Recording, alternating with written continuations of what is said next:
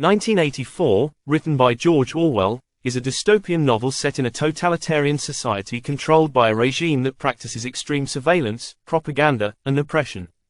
The story takes place in the fictional superstate of Oceania, one of three global powers constantly at war. The government, led by the omnipresent and enigmatic figure Big Brother, is overseen by the party. This regime manipulates every aspect of life, controlling not only the actions of its citizens but also their thoughts, language, and even their perception of reality. The novel follows the life of Winston Smith, a middle-aged man who works for the party in the Ministry of Truth, where his job is to alter historical records to match the party's constantly changing narrative. The Ministry of Truth is one of four government ministries, each responsible for a different aspect of controlling society. The Ministry of Love handles law and order, the Ministry of Plenty controls the economy, the Ministry of Peace deals with war, and the Ministry of Truth is in charge of propaganda and historical revisionism. Winston lives in constant fear of the party, but he harbors private thoughts of rebellion. The party enforces its rule with a set of tools, most notably the thought police, who monitor every citizen for signs of dissent.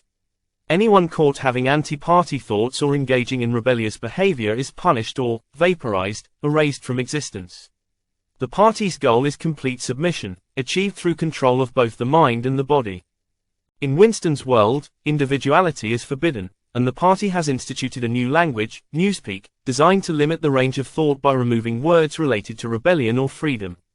The party also perpetuates slogans like, "War is peace," "Freedom is slavery," and "Ignorance is strength," to confuse and control the population. The past is continually rewritten, erasing any record of previous events that might contradict the party's present claims. Winston, despite his fear, is deeply dissatisfied with life under the party's rule. His feelings of discontent led him to secretly begin writing a diary, an act of rebellion in itself. In his journal, he expresses his hatred for Big Brother and his desire for freedom. He dreams of an uprising but knows it is unlikely in a society where the party's power seems unshakable. Winston's life changes when he meets Julia, a co-worker from the fiction department at the Ministry of Truth. Julia is also disillusioned with the party, though her rebellion is more personal than ideological.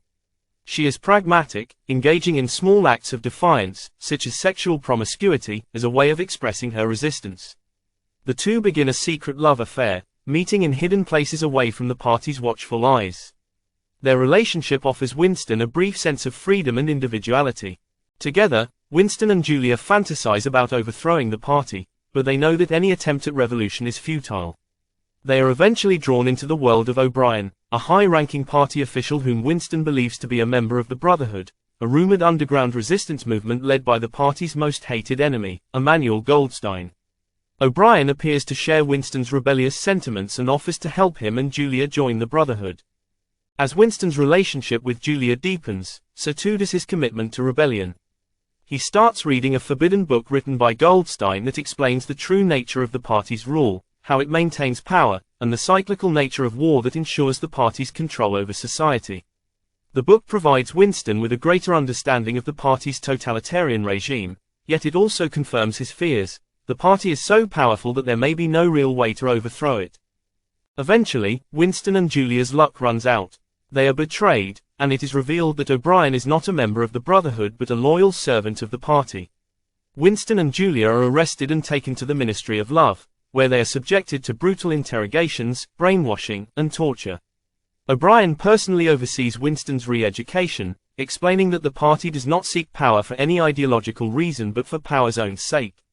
The party's ultimate goal is to control not only the actions of its citizens but their innermost thoughts, reshaping reality itself. Winston is broken physically, mentally, and emotionally in Room 101, a torture chamber where prisoners are confronted with their worst fears. For Winston, this fear is rats. The psychological torment he endures causes him to betray Julia and fully submit to the party's will. He is forced to relinquish his rebellious thoughts and accept the party's version of reality. By the end of the novel, Winston is released back into society, a hollow shell of his former self.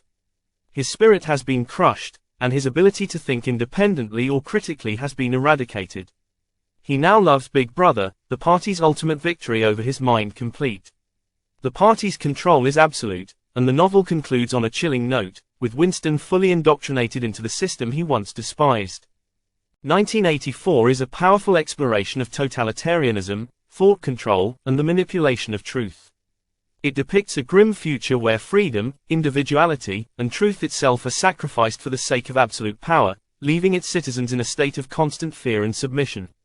The novel serves as a warning about the dangers of unchecked political authority and the fragility of human freedom in the face of oppressive regimes. Thank you for watching. Like and subscribe for other interesting book summaries to spice up your reading list.